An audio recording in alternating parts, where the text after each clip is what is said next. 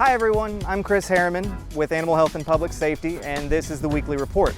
I'm standing here today in front of the new headquarters for Animal Health and Public Safety and what will be the new Kansas City Animal Shelter.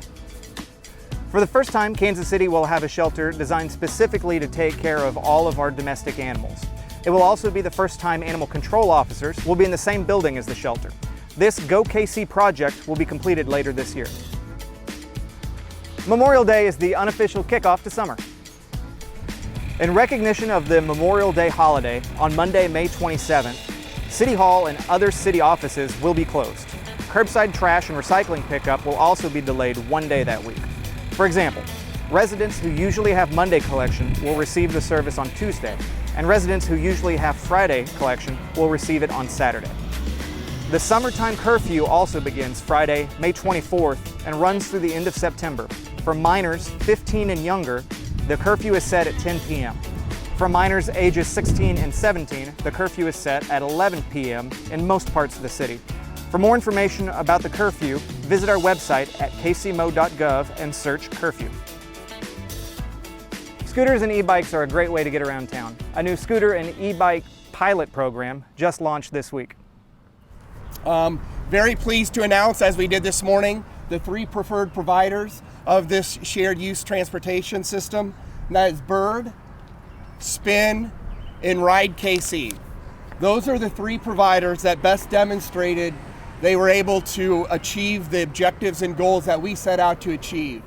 This purpose of this pilot, and we didn't just jump straight to a permitting program or a single provider idea. We're doing this pilot program so that we can understand how this new form of transportation is going to fit into our entire transit system. This has been a great partnership, and many of the partners who have been mentioned earlier are certainly to be thanked, like KCATA and also the Kansas City Streetcar Authority. Together, we are helping shape a multimodal transportation system that will work for everyone in our city. So whether it is supporting and getting around by scooters, if it's bike, if it's foot, if it's car, if it's streetcar, we are changing what transportation looks like here in our city. Bird began e-scooter with one goal in mind: to improve mobility and reduce carbon emissions.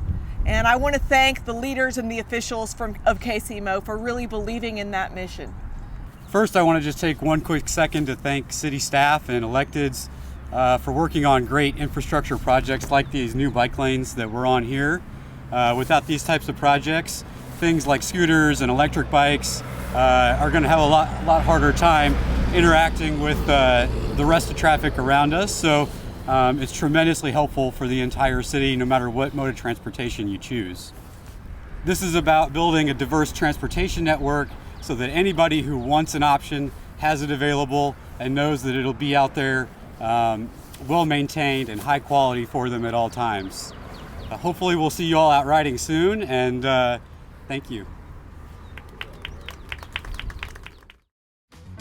My dog Prince loves to play in the water while I'm out fishing, but it's important that whenever he's outside with me that he's protected from things like ticks and fleas and heartworms.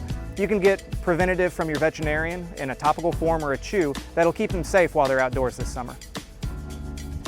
And remember, hot dogs are for picnics only, not parking lots.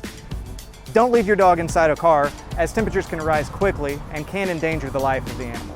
When you're at home, make sure the dog has access to water and shelter in the form of a doghouse, and also license your pet. It's a $10 tag that you purchase at the veterinarian in addition to your rabies vaccine. Municipal Court held their annual drug court graduation. This year, in cooperation with Kansas City Parks and Recreation, drug court participants can now purchase memberships to Kansas City community centers at a discount.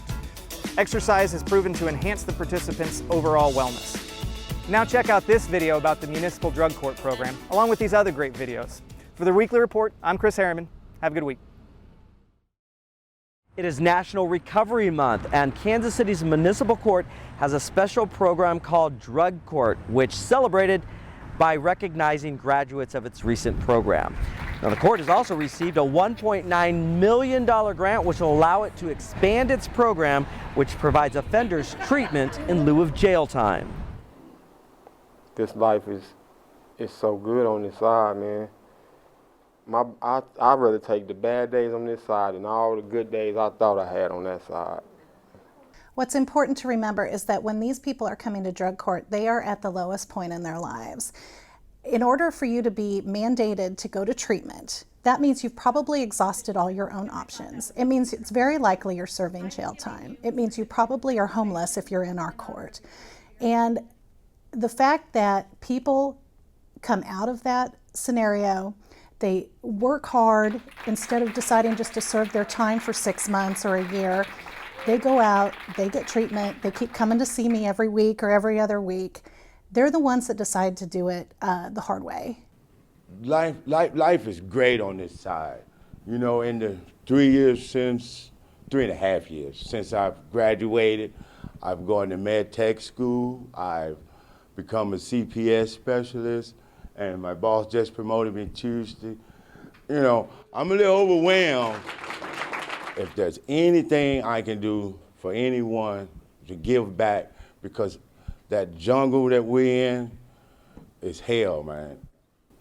I couldn't hack it, but I had to pick myself back up. Everybody in this program has, man, y'all had my back. Y'all humbled me. You taught me how to grow. You loved me when I couldn't love myself, you know. I got a sponsor today, you know, I got 13 months, I got so many, you know. This is a battle for your life. I mean, I know it was for mine. I know that if I didn't force myself to turn around and take this change, that I would have died, or that I would have killed myself because I was that low that I didn't want to live anymore. I just want to say thank you for everyone. Like, this is so unbelievable. I had no idea I could do this at all. And I appreciate when you came to Heather's funeral. It meant a lot. Like, it just showed me that, like, you guys actually care. DeMarco, ooh-wee. When he came in, toe up from the floor up. But look at you today. I am so proud of you. I am so proud of you. And when I look at the rest of you, I mean, you've been through a journey, but you've made it. To see on days like this when I have graduation, to see the results and the hard work they've put in and the hard work we've all put in come to fruition is just incredible. And I'm so incredibly proud of my participants, all of them.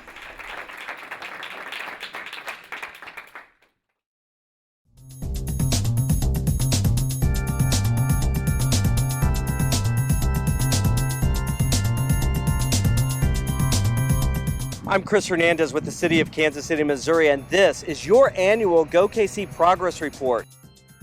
Here on Kansas City's east side, look at the beautifully improved 22nd Street. With new streets, sidewalks, and bike lanes, this project creates a better transit connection between Hospital Hill, the Jazz District, and the Prospect Corridor, linking people, jobs, and economic development opportunities.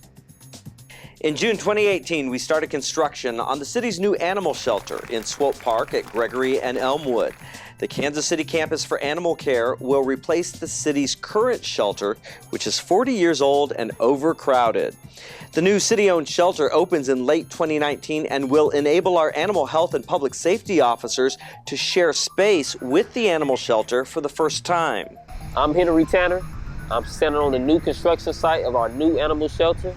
This will be the first time animal control will be housing under the same roof as the shelter. I'm looking forward to it. Year 2 also ramped up the new sidewalk repair program. Workers poured almost 116,000 square feet of new sidewalks, smoothing the way in neighborhoods across the city. Look for these signs in your neighborhood to signal upcoming sidewalk repairs. In the Northland, North Oak Trafficway reconstruction is well underway with completion scheduled for end of summer 2019. In South KC, we kicked off a section of 135th Street improvements in year 1 and finished it in year 2, winning applause from the community in March 2019. 3, 2, 1, March City! Before, there were no sidewalks on this busy street. Now there are sidewalks, curbs, and better lighting for residents and businesses. At the Kansas City Museum, we finished the first phase of a multi-year renovation project. $8 million in Go KC funds helped complete significant renovations to Corinthian Hall. On Beacon Hill, we completed $3 million in improvements as Eastside economic development continues to increase. A splashy project restored the Delbert Half Fountain near Swope Park. It features a new basin, pipes, renewable energy transformer, and ADA access. The project finished in time for Fountain Day in April 2019. Remember, this is a 20-year, $800 million program that will repair a generation's worth of infrastructure touching every part of the city. I'm Chris Hernandez with the City of Kansas City, Missouri.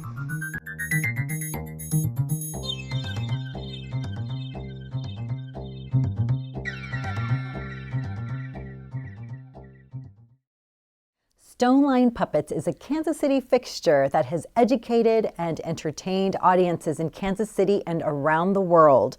Their Illuminated Waters Festival happens over Memorial Day weekend, and it's supported by the Neighborhood Tourist Development Fund.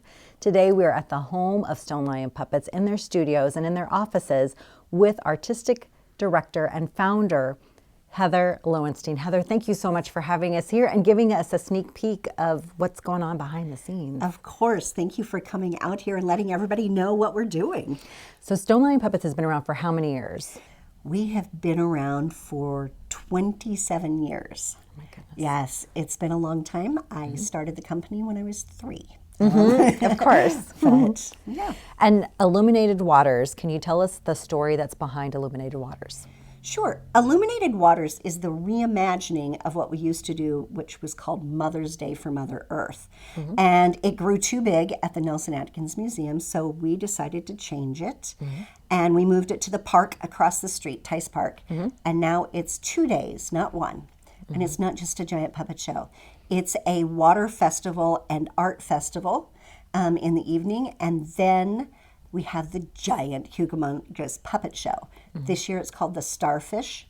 And then after that, we have a glow party, an illuminated party with artists performing and giant glow-in-the-dark puppets and blacklight face painting and art installations. And new this year, we're doing a thing called Make a Wish for the Water, where you can get one of these pearls and join in actually illuminating Brush Creek. We're going to toss these into the water with our wishes and watch it swirl and eddy and take photos of how the illumination is happening actually in the water.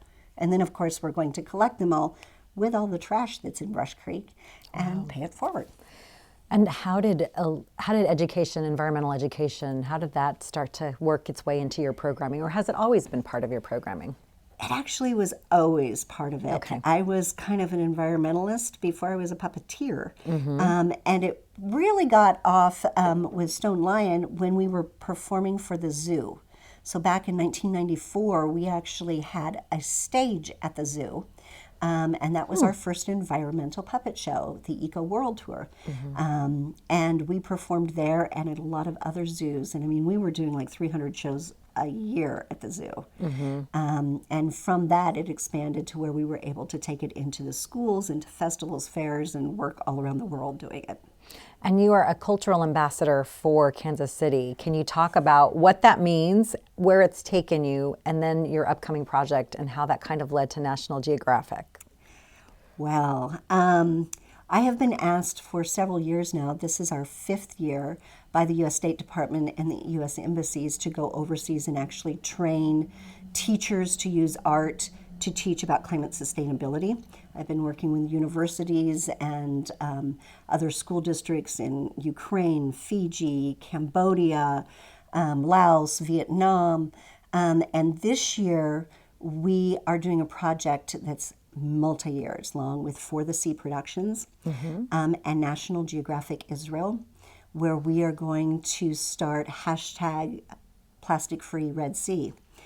I'm doing underwater scuba diving puppets. Oh my goodness. Yep, I'm diving into the Red Sea with underwater puppets. And it's going to be filmed. Ziggy Livnat is the local Kansas City filmmaker who's living here now, that is going to be turning that into a whole PSA program. The municipality of Eilat is banning plastic on the beaches, and this is the campaign to kick that off. And then we're spreading around the world with this project, and it starts filming in June. So, yep, I'm making underwater scuba diving puppets right now too. Oh my gosh. Well, if people want to find out more about Stone Lion Puppets, your projects, like with the National Geographic Project, but also about how they can participate in Illuminated Way Waters, because you need volunteers, and people can participate in the show or behind the scenes as well, correct? Right. So this can't be put on without the community. It's the largest free community art event in the area. So you can be in the show. Kids from the age 2 and up can be in the show, and they get their own starfish puppet to keep, and it's only one rehearsal. You can volunteer to be an adult with us in the show or in the glow, manipulating and helping backstage. Or you can come to Open Studios on Sunday afternoons here at Stone Lion and actually help us build puppets too. Wow. And you're so inclusive, because it's all ages, it's all abilities. Yes, no one is ever turned away. We will find a spot for you that you shine in and have a lot of fun and help pay it forward. And that's what this is all about, is showing that each of us can make a difference. We just have to step up and try, whether it's making the world a better place, creating art, or making a better place for our community. You know, and we couldn't do that without our sponsors like KC Water Services and the NDDF Fund, our partnership with Kansas City Parks and Rec. You know, that actually brings this completely free to anybody who wants to show up. All right. And your website is? StoneLionPuppets.org. All right. Well, thank you so much for having us here at your studios, and good luck with the weather and with everything on Memorial Day weekend. Thank you. The Neighborhood Tourist Development Fund supports local nonprofits that bring cultural, social, educational, and recreational activities to our area.